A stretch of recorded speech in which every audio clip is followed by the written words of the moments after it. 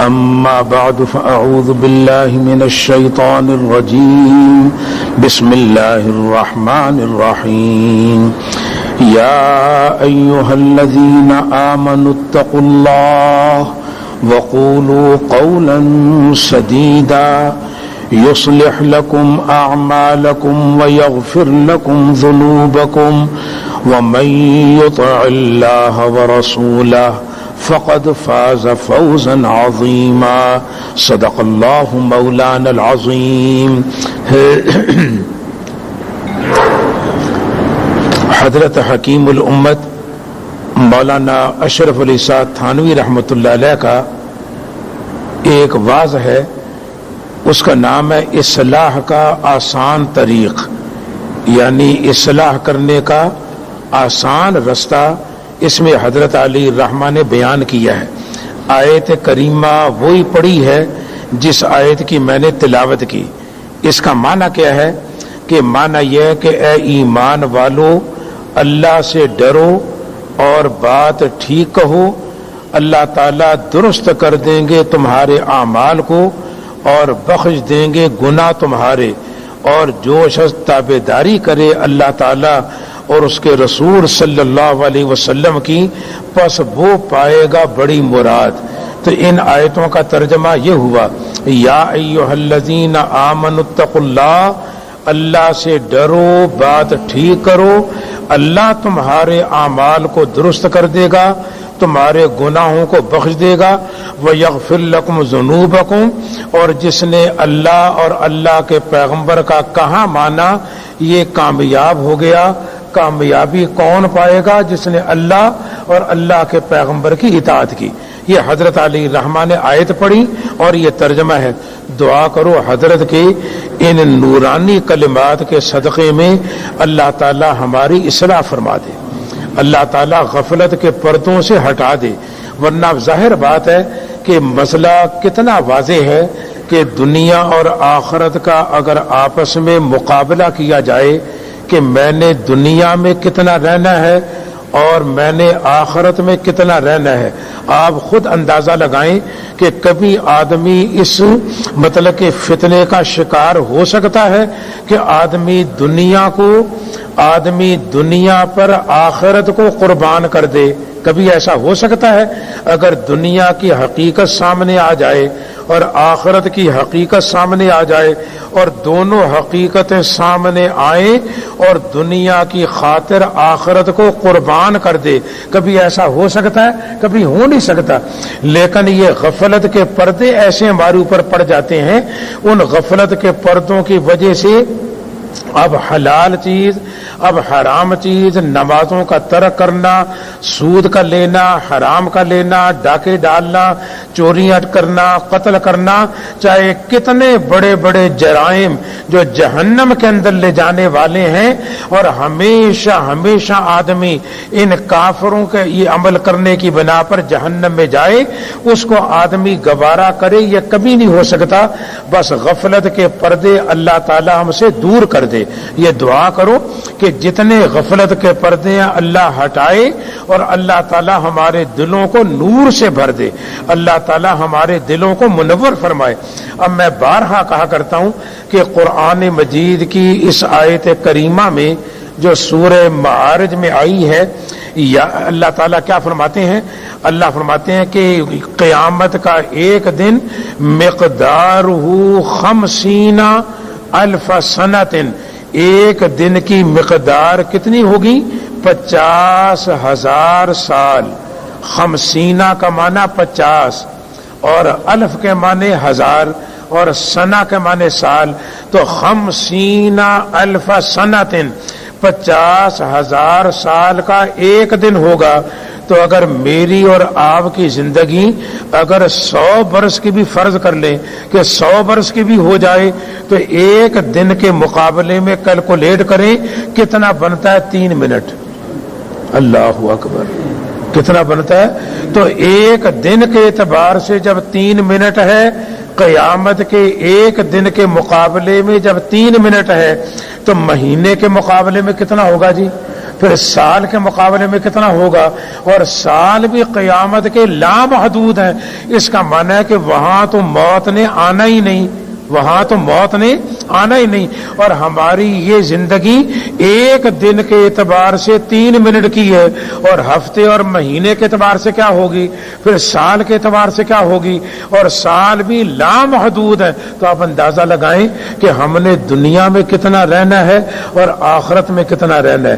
اور دنیا میں رہنا بھی کہاں ہے، جس کو حضرت بیان فرما رہے، کہتا ہے مٹی اور گارے میں دنیا کی کوئی نعمت ایسی نہیں، کوئی راحت ایسی نہیں جس میں تکلیف نہ ہو، اور دنیا کی کوئی تکلیف ایسی نہیں کہ جس کے اندر راحت نہ ہو، لیکن صرف قیامت کا دن ہوگا، اگر راحت ہے تو راحت ہی راحت ہے، اور اگر تکلیف ہے تو تکلیف ہی تکلیف ہے، یعنی وہاں قسم اگر جنت میں چلا گیا تو تکلیف کا نام و نشان نہیں، اور اگر جہنم کے اندر چلا گیا تو راحت کا نام و نشان نہیں۔ دنیا میں بخار آیا تو بخار آنے کی وجہ سے ایک دن کا بخار آیا تو 2 سال کے گناہ معاف ہو گئے، تو تکلیف بھی آئی تو ساتھ راحت بھی آئی۔ اسی انداز کے اندر اگر کوئی راحت آئی تو کوئی راحت ایسی نہیں جو تکلیف کو ساتھ لے کر کے نہ آئے۔ لہذا دنیا مٹی اور گارے والی جگہ ہے، اور یہ فانی جگہ ہے، یہ کچھ بھی نہیں۔ کل میں یہ تصور کر رہا تھا کہ یہ جو بزرگوں نے ایک جملہ کہا ہوا ہے، ہمارے قاری عبد الغنی بھی لاؤڈ سپیکر میں فجر کے وقت میں کبھی کبھی یہ پڑھا کرتے ہیں کہ دلا غافل نہ ہو یکدم، یہ دنیا چھوڑ جانا ہے۔ یعنی بزرگوں نے کس انداز میں اس مضمون کو پتہ نہیں کتنی محبت اور اخلاص سے اس جملے کو ادا کیا ہے کہ دلا غافل نہ ہو یکدم، ایک سانس بھی غفلت میں نہ لا، کیونکہ یہ دنیا چھوڑ جانا ہے۔ دلا غافل نہ ہو یکدم، یہ دنیا چھوڑ جانا ہے، باغیچے چھوڑ کر خالی زمین اندر سمانا ہے۔ باغیچے چھوڑ کر، اب باغیچے چھوڑ کر خالی زمین اندر سمانا ہے، یہ کاریں چھوڑ کر خالی زمین اندر سمانا ہے، سمجھے کہ نہیں؟ اور یہ سارے باغیچے چھوڑ کر، باغات چھوڑ کر، کاریں چھوڑ کر، یہ بنگلے چھوڑ کر خالی زمین اندر سمانا ہے، ساری کائنات یا مطلب چھوڑ کر ایک دن ہم نے جانا ہے۔ والد صاحب ہمایا کرتے تھے اللہ کے بارے میں تو لوگوں نے بحث کی، اور بعضوں نے کہا کہ اللہ نہیں مانتے، جیسے روس والوں نے کہا، لیکن موت کا انکار کرنے والا آج تک کوئی پیدا نہیں ہوا کہ جس نے یہ کہا ہو کہ میں موت کو نہیں مانتا۔ اتنی سچی اور اتنی حقیقت کی بات ہے۔ خواجہ صاحب کہتے ہیں کہ مطلب کہ قبر میں ہوگا ٹھکانہ ایک دن، قبر میں ہے جی یہاں سے جانا، یہاں سے تجھ کو ایک دن جانا ہے ضرور، اور قبر میں ہوگا ٹھکانہ ایک دن، منہ خدا کو ہے دکھانا ایک دن، اب نہ غفلت میں گوانا ایک دن۔ یہ ہے جی ہے یہاں سے تجھ کو جانا ایک دن، یعنی یقیناً ہم نے جانا ہے یہاں سے تجھ کو جانا ایک دن، اور قبر میں ہوگا ٹھکانہ ایک دن، اور منہ خدا کو ہے دکھانا ایک دن، اب نہ غفلت میں گوانا ایک دن۔ اللہ یہ حقیقت ہمیں بتلا دے۔ اور والد صاحب رحمۃ اللہ علیہ بڑی کثرت سے مجھے ابھی تک یاد ہے کہ عیدگاہ کے خطیب امرتسر میں والد صاحب رحمۃ اللہ علیہ تھے، تو سید عطا اللہ شاہ صاحب بخاری رحمۃ اللہ علیہ بھی والد صاحب رحمۃ اللہ علیہ کی عیدگاہ میں آ کے نماز پڑھتے تھے امرتسر میں، اور والد صاحب رحمۃ اللہ علیہ سے 6 برس تک سید عطا اللہ شاہ صاحب بخاری پڑھتے رہے، والد صاحب رحمۃ اللہ علیہ کے شاگرد رہے۔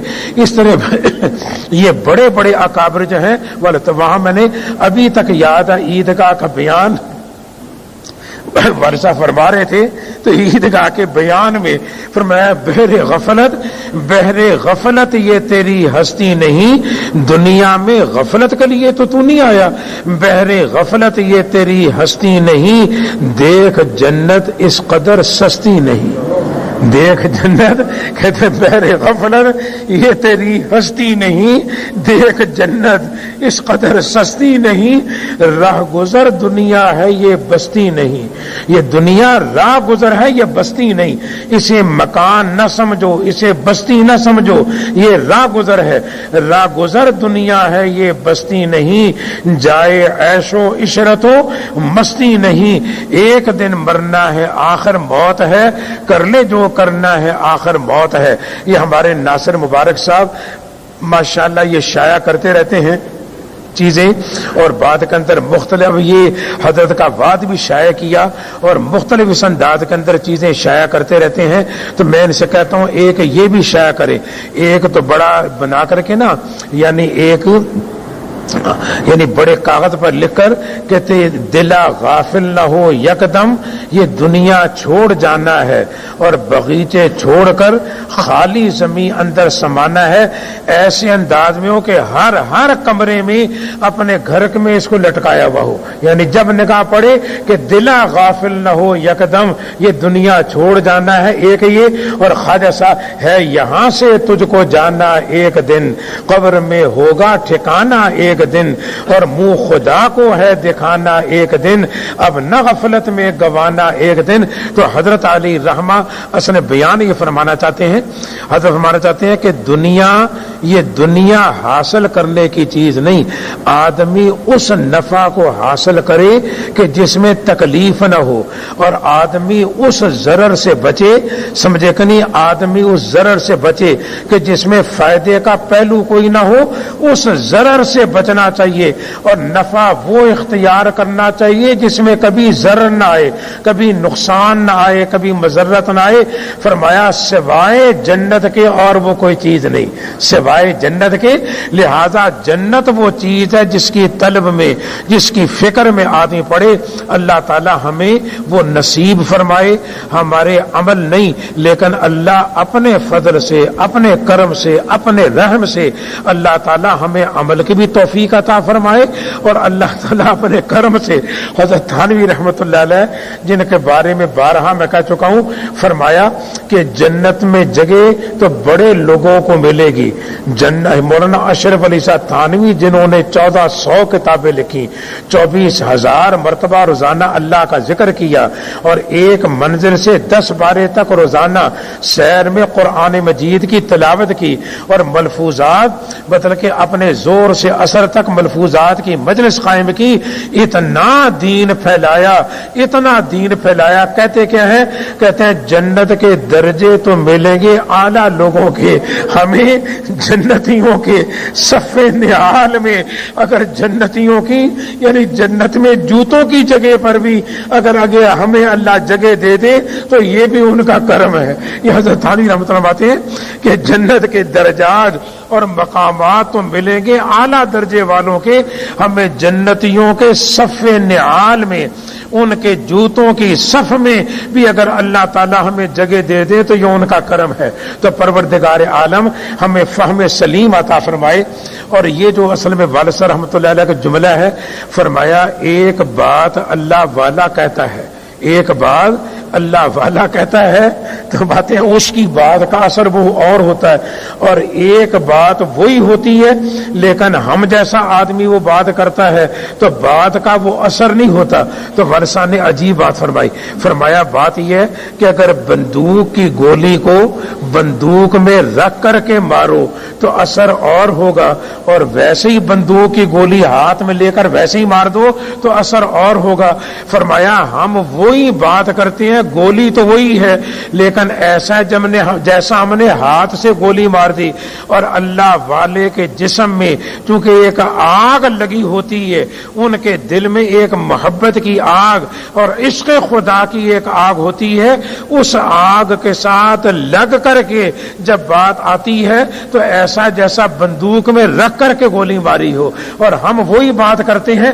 اس لیے میرا دل یہ چاہتا ہے اللہ ہماری اصلاح کرے. میں بریک لگا کر اپنے آپ کو روکتا ہوں تاکہ حضرت کے اس نورانی کلمات جو حضرت کے قلب سے لگ کر ہم تک پہنچے ہیں, اللہ تعالیٰ ان کی برکتوں سے ہماری اصلاح فرما دے. اب میں پڑھتا ہوں, ذرا غور فرمائے باتیں. اس آیت میں اللہ تعالیٰ نے ایک بات بڑے کام کی بتلائی ہے جو کہ نہایت ہی سمجھے کنی نہایت ہی اہم ہے. بیان اس کا یہ ہے کہ آدمی جو کام بھی کرتا ہے آدمی جو کام بھی کرتا ہے وہ یا تو اپنے آرام کے لیے کرتا ہے یا تکلیف سے بچنے کے لیے کرتا ہے. مثلا کھانا کھاتا ہے لذت اور مزہ کے لیے، دوا پیتا ہے بیماری سے اچھے ہونے کے واسطے، نوکری کرتا ہے روپیہ کمانے کے لیے، مکان بناتا ہے سردی گرمی سے بچنے کے لیے. خلاصہ یہ ہے کہ ظاہر بات ہے انسان جو کچھ بھی کرتا ہے وہ آرام کے لیے کرتا ہے یا تکلیف سے بچنے کے لیے. سب لوگ اس کو جانتے ہیں، کسی کو اس سے انکار نہیں. البتہ اس میں لوگوں کا جدا جدا خیال ہے کہ کس کام سے آرام پہنچتا ہے اور کس کام سے تکلیف دور ہو سکتی ہے اور کس کام سے نہیں. ہر ایک نے اپنی رائے سے جدا جدا کاموں کے متعلق یہ سمجھ لیا کہ اس کام سے آرام حاصل ہوگا، آرام حاصل ہوگا اور اس کام سے تکلیف سے بچیں گے. اسی وجہ سے کوئی کچھ کام کرتا ہے کوئی کچھ، ورنہ مطلب سب کا ایک ہے. بعض لوگ کوشش کرتے ہیں کہ یہ انگریزوں کا دور تھا نا، کہتے ہیں کہ تھانے داری مل جائے، تحصیلداری مل جائے یا ڈپٹی کلیکٹری مل جائے، اس خیال سے کہ اس میں ہماری خوب عزت ہوگی اور ہم بڑے آدمی ہو جائیں گے. اور بعض لوگ یہ کوشش کرتے ہیں کہ ہمیں یہ عہدہ نہ ملے کیونکہ تھانے دار یا تحصیلدار ڈپٹی ہو گئے تو غریبوں پر ظلم کرنا پڑے گا. سو دیکھو بعضوں پر تو یہ زور دیا جاتا ہے کہ حکومت کی نوکری قبول کرو اور اسی ڈر سے قبول نہیں کرتے. اور ایک وہ لوگ ہیں جنہوں نے سلطنت حاصل کرنے کے لیے ہزاروں آدمیوں کا خون کر ڈالا، اور ایک وہ تھے کہ بادشاہ سے بھاگتے تھے. وجہ اس کی یہ ہے کہ کوئی اس میں نفع سمجھتا کوئی نقصان. جس نے اس میں نفع سمجھا اس نے حاصل کرنے کی کوشش کی، جس نے نقصان سمجھا اس نے اس سے بچنے کی کوشش کی. اب دعا کرو، اب دیکھو نا کتنے سال 14 سال یا کتنے سال روس سے جنگ لڑی اور جنگ لڑنے کے بعد روس کو وہاں سے ہٹایا. اب آپس میں بعد میں 4 سال تو پہلے اب حکمت یار میں اور ربانی کے درمیان میں جنہوں نے روس کے مقابلے میں جنگ لڑی، اب آپس میں 4 سال انہوں نے جنگ لڑی. اور یہ مطلب کہ طالبان ان کو سمجھاتے رہے، کہتے ہیں خدا کے واسطے جہاد کو بدنام نہ کرو. ہمارے باپوں نے، ہمارے بزرگوں نے، ہمارے علماء نے جہاد کیا، اس لیے ان کو بدنام نہ کرو جہاد کو.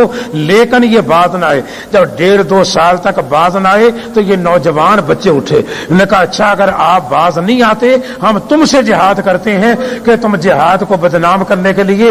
اب یہ چند تھے، اب یہ اٹھے. اس کے بعد اور مدرسوں والے، جامعہ شرعیہ کے طلباء اور جتنے جذبے والے تھے نا جہاد والے، اب سارے مل کر، اصل میں ان کا نام ہے طالبان اسلام.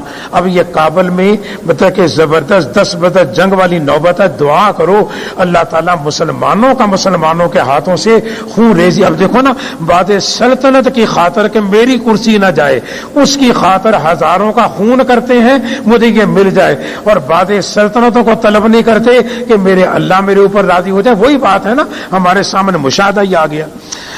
پس اب فیصلہ کرنا ضروری ہے بات ہے کہ کون سا نفع حاصل کرنے کے قابل ہے اور کون سی تکلیف بچنے کے قابل ہے. تو غور کرنے سے یہ سمجھ میں آتا ہے کہ حاصل کرنے کے لائق وہ نفع اور وہ آرام ہے جس میں 2 خوبیاں ہوں. ایک تو یہ کہ آرام اور نفع زیادہ دنوں تک باقی رہے، اور دوسرے یہ کہ اس نفع کے ساتھ کوئی نقصان بھی نہ ہو. چنانچہ دیکھ لیجئے اگر ایک چیز کا نفع 4 سال تک باقی رہے اور دوسری چیز کا 8 سال تک، تو ہر سمجھدار دوسری کو پسند کرے گا اور اسی کو اختیار کرے گا. مثلا 2 مکان ہوں، ایک بڑا عالی شان اور خوبصورت ہو اور دوسرا چھوٹا اور بدصورت ہو، اور کسی شخص سے کہا جائے کہ جون سا چاہو ان میں سے پسند کر لو، لیکن اگر بڑا پسند کیا تو 4-5 دن کے بعد خالی کرنا پڑے گا، اور اگر چھوٹا مکان پسند کیا تو اس میں یہ بات ہے وہ کبھی خالی نہ کرنا پڑے گا اور ہمیشہ کے لیے تم کو دے دیا جائے گا. اب جون سا چاہو لے لو. تو ظاہر ہے ہر سمجھدار آدمی سے چھوٹے ہی مکان کو پسند کرے گا. تو بس معلوم ہوا جس چیز کا نفع جتنی مدت زیادہ رہے گا اتنی ہی وہ چیز زیادہ قدر کے قابل ہوگی. اسی طرح اگر وہ مکان عالی شان جیسے ظاہر میں خوبصورت ہے، ایسے اگر اس میں کسی طرح کی تکلیف بھی ہو، مثلا اس مکان کا پڑوسی اچھا نہ ہو یا اور کسی طرح کا اندیشہ ہو اور خوف ہو، اور چھوٹے مکان میں اس طرح کی کوئی تکلیف نہ ہو، تو ظاہر ہے کہ وہ چھوٹا ہی مکان پسند ہوگا۔ پس معلوم ہوا کہ وہ نفع زیادہ قدر کے قابل ہے جس کے ساتھ کوئی تکلیف نہ ہو۔ اسی طرح تکلیفوں میں بھی اس تکلیف کو دور کرنے کا زیادہ خیال ہوتا ہے جو مدت تک باقی رہے۔ دیکھو اگر سفر میں آدمی کسی مکان میں 2-4 دن کے لیے ٹھہرتا ہے تو اس مکان میں اگر کچھ تکلیف بھی ہو تو اس کے دور کرنے کی زیادہ فکر نہیں کرتا، کیونکہ یہ خیال ہوتا ہے کہ یار رہنا ہی کتنے دن ہوگا، 2-4 دن کے بعد چلا جاؤں گا۔ اور ایک ہوتا ہے اپنے وطن کا مکان، اس میں اگر کسی قسم کی تکلیف ہو تو اس تکلیف کے دور کرنے کی بہت فکر ہوتی ہے، کیونکہ وہاں ہمیشہ رہنا ہے۔ اب حضرت کیا فرماتے ہیں؟ تو معلوم ہو گیا کہ جو تکلیف زیادہ مدت تک رہے اس کے دور کرنے کی زیادہ فکر ہوتی ہے۔ اسی طرح جو نری تکلیف ہو اس میں نفع کچھ نہ ہو اس کے دور کرنے کا بھی زیادہ خیال ہوتا ہے۔ اور اگر کسی تکلیف میں کچھ نفع بھی ہو، مثلا کسی سے کہا جائے کہ تم 4 دن کے لیے دھوپ میں یا 4 گھنٹے کے لیے 4 دن کے لیے دھوپ میں سفر کر لو تو تم کو عمر بھر آرام ملے گا، تو ظاہر ہے ہر سمجھدار اس 4 دن کی تکلیف کو خوشی سے اٹھا لے گا، کیونکہ جہاں تھوڑی سی تکلیف ہے وہاں یہ نفع بھی ہے کہ عمر بھر چین سے گزرے گی۔ حضرت فرماتے ہیں پس اب سمجھ لیجیے کہ دنیا کے جتنے بھی نفع اور آرام ہے کوئی بھی ہمیشہ رہنے والا نہیں، فرماتے ہیں مگر آخرت کے عیش و آرام سب ایسے ہیں جو ہمیشہ باقی رہیں گے۔ اور دوسرے یہ بھی سمجھ لو کہ دنیا کا کیسا ہی بڑے سے بڑا آرام کیوں نہ ہو مگر تکلیف سے خالی نہیں۔ بس کھانے کو دیکھ لو کہ اول تو ملتا ہی کتنی مصیبت سے ہے، اس کے لیے کھیتی کا سامان اکٹھا کرنا پڑتا ہے، اس کے بعد بوتے ہیں، سینجتے ہیں، رکھوالی کرتے ہیں، پھر کاٹتے ہیں، گاتے ہیں، بھوسا اڑاتے ہیں، پیستے ہیں، پکاتے ہیں۔ اتنی تکلیفوں کے بعد تو کھانا میسر ہوا۔ پھر بھی بہت دفعہ تو ایسا ہوتا ہے ادھر کھانے بیٹھے ادھر کوئی نہ کوئی بات ایسی ہو گئی جسے سارا مزہ ہی جاتا رہا، کبھی روٹی کا ٹکڑا گلے میں اٹک گیا، کبھی کسی عزیز قریب کے مرنے کی خبر آ گئی یا اور کوئی ایسی ہی فکر کی بات سن لی تو سب کھانا پکایا بے مزہ ہو گیا۔ یہ اگر کھا بھی لیا تو اکثر ایسا ہوتا ہے کہ ہضم نہیں ہوا، قبض ہو گیا یا دست آنے لگے۔ ظاہر میں دنیا کے اندر بادشاہوں اور امیروں کے عیش و آرام سے بڑھ کر کسی کا عیش و آرام نہیں، لیکن ان کو سب سے زیادہ پریشانی ہے۔ بعض دفعہ بادشاہوں اور امیروں کو پریشانی کی وجہ سے رات کو نیند بھی نہیں آتی۔ پھر اولاد کی راحت کو دیکھو تو وہ بھی پریشانی سے خالی نہیں کہ بڑی بڑی تمناؤں کے بعد تو اولاد پیدا ہوتی ہے، طرح طرح کی تکلیفیں اٹھا کر پالتے ہیں، پھر اکثر اولاد مرضی کے موافق نہیں ہوتی، ماں باپ کو سینکڑوں طرح کی ان سے تکلیفیں پہنچتی ہیں۔ غرض دنیا کے جس آرام کو ہم دیکھتے ہیں تکلیف سے خالی نہیں پاتے، جس آرام کو دیکھو اس کے ساتھ کوئی نہ کوئی تکلیف ضرور موجود ہے، مگر آخرت کے جتنے بھی آرام ہیں سب کے سب پریشانی سے بالکل پاک صاف ہیں، کسی تکلیف کو ان میں ذرا بھی شائبہ نہیں۔ اس لیے فرماتے ہیں جن جن آراموں کو تمہارا اللہ فرماتے ہیں تمہارا جی چاہے گا جنت میں وہ سب ہوں گے، اور فرماتے ہیں جنت والوں کو نہ کسی قسم کی تکلیف پہنچے گی نہ کوئی تھکن ہوگی۔ غرض یہ بات اچھی طرح معلوم ہو گئی کہ دنیا کے آرام تو ہمیشہ رہنے والے نہیں اور نہ تکلیف سے خالی ہیں، اور فرماتے ہیں مگر اور جنت کے آرام ہمیشہ رہنے والے ہیں اور تکلیفوں سے بالکل پاک صاف ہیں۔ اب دنیا کی تکلیفوں کو بھی دیکھ لیجئے کہ جو تکلیف بھی ہے ایک دن ختم ہونے والی ہے، وہ کیسی شخص سے تکلیف کیوں نہ ہو۔ اگر کسی کو بیماری ہے تو اول تو دنیائی میں صحت ہو جاتی ہے، ورنہ مر کر تو تمام مصیبتوں کا خاتمہ ہو ہی جاتا ہے۔ اسی طرح اگر کسی کو تنگ دستی یا اور کوئی رنج و غم ہوتا ہے تو سب ایک نہ ایک دن ختم ہو ہی جاتے ہیں۔ تو معلوم ہوا کہ دنیا کی تکلیفیں باقی نہیں رہتی۔ اسی طرح دنیا کی جو تکلیف بھی ہے نفع سے خالی نہیں، بلکہ اگر غور سے دیکھا جائے تو اس میں سینکڑوں طرح کے فائدے بھی ہوتے ہیں دنیا کے بھی اور دین کے۔ مثلا ایک شخص بیمار رہتا ہے تو دنیا کا یہ فائدہ ہے کہ اگر تندرست رہتا تو خدا جانے کیا کیا فساد کرتا اور اس کی وجہ سے یہ بے آبرو ہوتا، جیل خانہ جاتا، اور ظاہر ہے کہ ہر سمجھدار دار کو آبرو جان سے بھی زیادہ عزیز ہے، اور دین کا نفع تو بہت ہی ظاہر ہے کہ بیماری اور تکلیف سے گناہ معاف ہوتے ہیں۔ خلاصہ یہ کہ دنیا کی تکلیف فنا ہونے والی بھی ہے اور نفع سے خالی بھی نہیں، بلکہ کچھ نہ کچھ اس کے اندر نفع ضرور ہوتا ہے، بخلاف آخرت کی تکلیفوں کے کہ وہ باقی بھی رہنے والی ہیں۔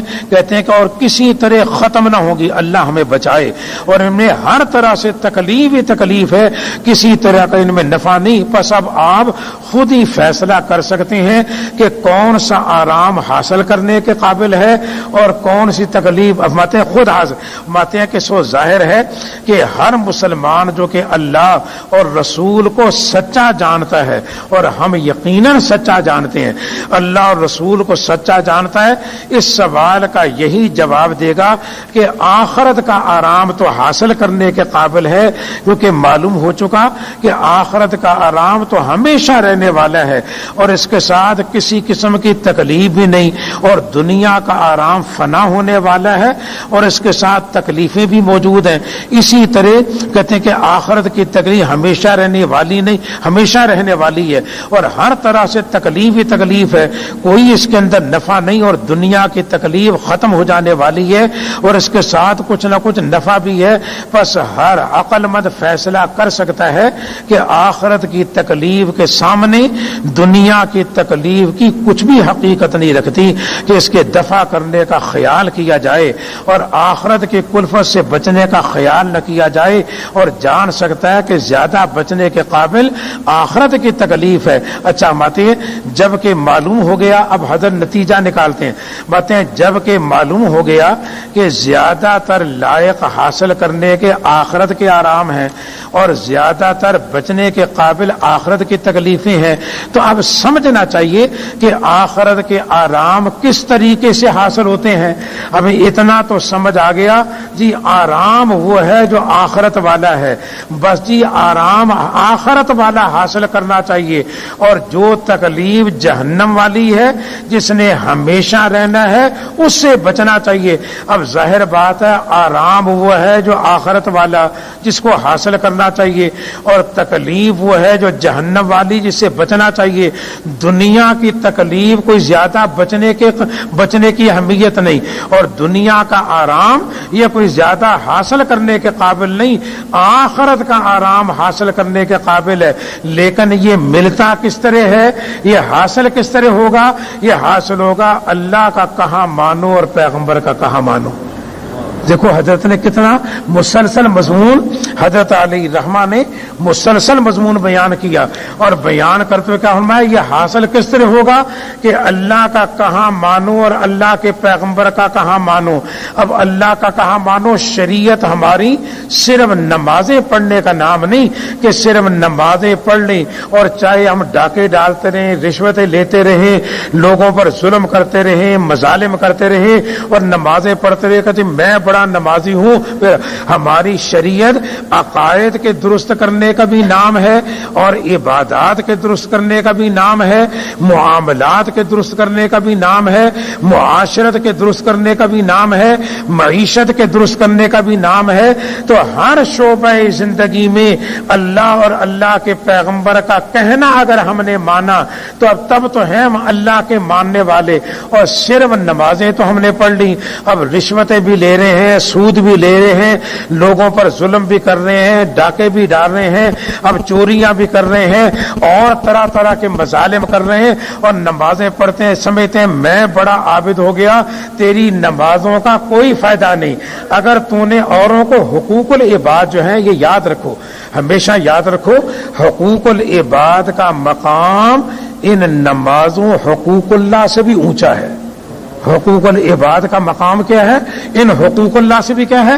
آپ نے اگر کسی کو تماچا مارا، آپ نے اس پر زیادتی کی، آپ کو چاہیے زیادہ اس کی فکر کریں کہ میں اس سے معافی حاصل کر لوں، دنیا ہی میں معافی مانگ لوں، ورنہ آخرت میں مجھے رسوا ہونا پڑے گا۔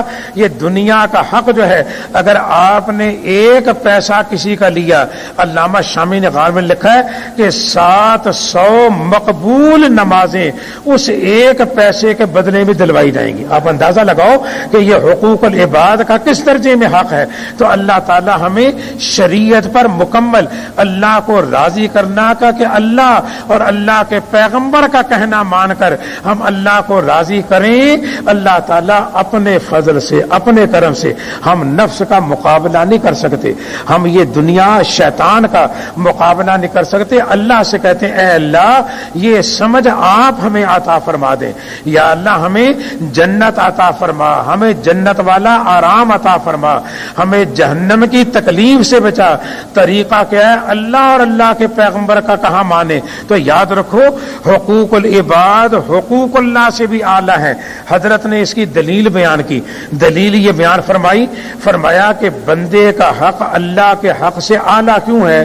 باتیں سوال کرنے والا تو کہے گا عجیب بات ہے، بندہ بندہ ہے، اللہ اللہ ہے، تو جب اللہ اعلیٰ ہے تو اللہ کا حق اعلیٰ ہے، تو آپ کیسے کہتے ہیں کہ بندے کا حق اللہ کے حق سے بھی اعلیٰ ہے؟ تو حضرت نے فرمایا کہ بندے کا حق ادا کرنے کا حکم اللہ نے دیا نا، اللہ نے حکم دیا کہ بندے کا حق ادا کرو، لہذا بندے کے حق میں اللہ کا حق بھی ہے اور بندے کا حق بھی ہے، اور اللہ کے حق میں صرف اللہ کا حق ہے، اس لیے بندے کا حق اللہ کے حق سے اعلیٰ ہے۔ اللہ تعالی حضرت کے اس بات پر عمل کرنے کے اللہ ہمیں توفیق عطا فرمائے۔ الحمدللہ رب العالمین والصلاۃ علی، یا اللہ خاتمہ ایمان کامل پہ فرما، یا اللہ قبر میں جائیں ایمان کامل کو لے کر کے جائیں، یا اللہ سنت بیضا کو لے کر کے جائیں۔ پھر دعا کرو اللہ تعالیٰ افغانستان پہ نظر کرم فرمائے، اس وقت جو کابل کے اندر جنگ ہو رہی ہے اللہ تعالیٰ نظر کرم فرمائے، نظر فضل فرمائے، کشمیر والوں پہ بھی نظر کرم فرمائے، فلسطین میں جو جھگڑا ہو رہا ہے اللہ تعالیٰ ان پہ نظر کرم فرمائے، سارے عالم کے اندر اے اللہ جہاں مجاہدین اسلام کی خاطر جنگ لڑ رہے ہیں یا اللہ ان کی مدد فرما، ان کی اعانت فرما، اے اللہ جو تیرے پیغمبر کے لائے ہوئے نظام تیرے نظام کے لیے یا اللہ جو جنگیں لڑ رہے ہیں ان کی یا اللہ مدد فرما، ان کی اعانت فرما، اور جو ان کے مقابلے میں جو شریعت کے مقابلے میں ہیں تیرے نظام کے مقابلے میں ہیں اے اللہ انہیں شکست عطا فرما اور نظر کرم فرما یا اللہ نظر۔ اور بعض حضرات نے دعاؤں کے لیے کہا ہے دعا فرمائیں، اللہ تعالیٰ نظر کرم فرمائے، نظر فضل فرمائے۔ ناصر صاحب نے بھی اپنے نواسوں کے لیے کہا ہے اور حضرات نے بھی اپنی دعاؤں کے لیے کہا یا اللہ جس نے دعاؤں کے سب بیماروں کو یا اللہ شفائے کاملہ عاجلہ مستمر عطا فرما۔ بعض کینسر کے مرض میں مبتلا ہو گئے، بعضوں کے آپریشن ہونے والے ہیں یا اللہ نظر کرم فرماؤ، نظر فضل فرماؤ، نظر رحم فرماؤ، اور اے اللہ پاکستان پہ بھی نظر کرم فرماؤ یا اللہ پاکستان کو امن ایمان کا گہوارہ بناؤ اور ہر تخریب کاری سے اس کو بچا لو یا اللہ، ہر شر سے اس کو بچا لو اے اللہ، ہمیں ایسا بناؤ یا اللہ آپ کو پسند آ جائیں، اور اے اللہ حضرت کے اس واعظ کی برکت سے یہ نقطہ ہمارے ذہن میں ڈال دو کہ جتنا دنیا میں رہنا ہے اس کی فکر ہم اتنی کریں اور جتنا آخرت میں رہنا اس کی فکر اتنی کرے، اور حضرت کا یہ فرمانا کہ دنیا کی تکلیفیں زیادہ بچنے کے قابل نہیں، دنیا کے آرام زیادہ بچنے کے قابل نہیں، اصل بچنے کے قابل آخرت کی تکلیف جہنم کی تکلیف ہے، اور اصل آرام حاصل کرنے کے قابل آخرت کا ہے۔ اللہ ہمیں اس کی فکر نصیب فرمائے یا اللہ ہمیں ایک اور نیک ہونے کی توفیق عطا فرما، جنہوں نے دعاؤں کے لیے کہا ہے یا چاہا ہے یا اللہ سب کی حاجتیں پوری فرما، سب کی مشکلیں حل فرما۔ بچیوں کے سلسلے میں بھی لوگ بڑے پریشان ہیں، بچیاں بیچاری پریشان ہیں، 40-40 سال کی ان کی عمریں ہو رہی ہیں لیکن شادی کا انتظام نہیں ہو رہا، یا اللہ اپنے فضل و کرم سے ان مشکلات کو حل فرماؤ یا اللہ، نظر کرم فرماؤ، نظر فضل فرماؤ۔ ہمارے گناہوں کی وجہ سے یا اللہ جو یہ آپ کی طرف سے عذاب آ رہے ہیں، مصائب آ رہے ہیں، ہمارے گناہوں کا نہ دیکھو یا اللہ، اپنے فضل کو دیکھو، اپنے کرم کو دیکھو، اپنے فضل سے اپنے کرم سے رحم سے ان عذابوں کو دور فرماؤ. اللہم آمین. شہدائے ملتان کے لیے خصوصیت سے دعا کرو. یہ تو بیچارے ہے ہی جنتی، اللہ تعالیٰ ان کے درجے اور بلند فرمائے. ان کے گھر والوں کو اللہ تعالیٰ صبر جمیل عطا فرمائے. ان کے درجے اللہ تعالیٰ اور بلند فرمائے. برکت کے لیے ایصال ثواب کے لیے الحمد شریف اور تمام مرحومین کے لیے دعا کرو. الحمدللہ رب العالمین الرحمن الرحیم الذین انعمت علیہم الصمد الصمد لم يلد الصمد لم يلد. یا اللہ ہمارے ہدیوں کو قبول فرما. تمام مرحومین کی قبروں کو یا اللہ منور فرما. والدہ صاحبہ کے لیے بھی دعا فرمائے، اللہ ان کی قبر کو اور منور فرمائے. اللہ اور ہمارے سب کے والدین، ہمارے بزرگ جو انتقال کر گئے سب کی قبروں کو اللہ منور کرے. اللہم آمین بحرمت النبی الکریم علیہ وآلہ الصلاۃ والتسلیم وبرحمتک یا ارحم الراحمین.